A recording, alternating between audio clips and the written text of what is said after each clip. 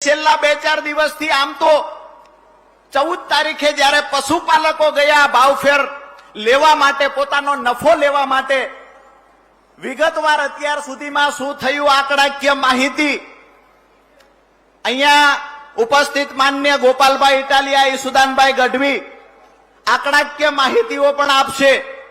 પણ ખાસ કરીને આપને એક વાત કહેવા માટે આવ્યો છું, અહીંયા રહેલા મીડિયાના માધ્યમથી સાબર ડેરીના સંચાલકો અને એનું રિમોટ લઈને બેઠેલા કમલમમાં બેઠેલા નેતાઓને કહેવા માટે આવ્યા છીએ કે અમારા પશુપાલકોએ તમારી પાસે શું માંગ્યું હતું. અમારા પશુપાલકોની સંસ્થા છે સાબર ડેરી, કોઈ ભારતીય જનતા પાર્ટીના નેતાઓની પેઢી નથી. સાબર ડેરી પશુપાલકોના બાપની માલિકીની સંસ્થા છે. સાબર ડેરીનો હિસાબ અમે માંગવા ગયા. અમે દૂધ ભર્યું છે, લાખો લીટર દૂધ ભર્યું છે.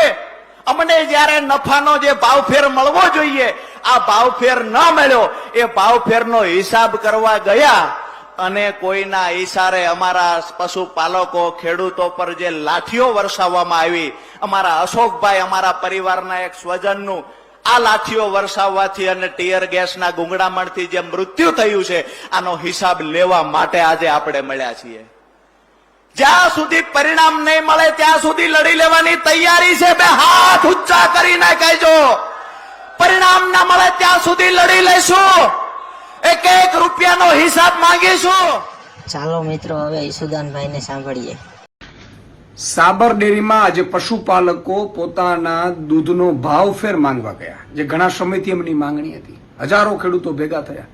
ભાજપના રાજમાં પશુપાલકોને ભાવ આપવું તો દૂર, ભાવ ફેર આપવા તો દૂર, ઉપરથી લાઠીઓ વરસાવી પોલીસથી, અને એમાંથી એક પશુપાલકનું મોત થયું છે. આ શું થઈ રહ્યું છે ભાજપના રાજમાં? ગુજરાતમાં ખેડૂતોને પશુપાલકો ઉપર આટલો અત્યાચાર. એમને તમે ન્યાય આપી નથી શકતા, એમની હાલત સુધારી નથી શકતા, એમને પશુપાલકોને દૂધનો ભાવ આપી નથી શકતા, ભાવ ફેર આપી નથી શકતા, અને તમે ડેરી સંચાલકો મોજ કરો છો તમે વિદેશોમાં. અને એ જ્યારે ભાવફેર માંગે, પોતાનો હક માંગે, તો લાઠીઓ વરસાવીને એમને મોત આપો છો. ભાજપના રાજમાં હવે પશુપાલકોને, ખેડૂતોને મોત મળતું થઈ ગયું. આ ખૂબ જ દુઃખદ ઘટના છે.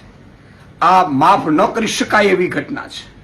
હું મૃતકને, પશુપાલકોને જે મૃત્યુ પામ્યા છે, ભગવાન એમની આત્માને શાંતિ અર્પે, એમના પરિવારને દુઃખ સહન કરવાની શક્તિ આપે. પરંતુ ભાજપને કહેવા માંગુ છું કે તમારો અહંકાર આટલો સારો નથી. તમે ખેડૂતો અને પશુપાલકો ઉપર જે અત્યાચાર શરૂ કર્યો છે એ ક્યારે સાંખી લેવાય એવું નથી. અને તમે ખેડૂતો અને પશુપાલકોની ધીરજની કસોટી કરી રહ્યા છો. 30 વર્ષ પહેલા આવી જ રીતે કોંગ્રેસે પશુપાલકો ઉપર, ખેડૂતો ઉપર ગોળીબાર કર્યો હતો. પછીથી ક્યારેય સત્તામાં નથી આવી. કોંગ્રેસનો અહંકાર હતો, એને અહંકારને ઉતારી દીધી હતી ખેડૂતોને, પશુપાલકો, એને ભાજપ સરકાર લાવ્યા. 30 વર્ષમાં ભાજપને પણ આ જ અહંકાર આવી ગયો છે.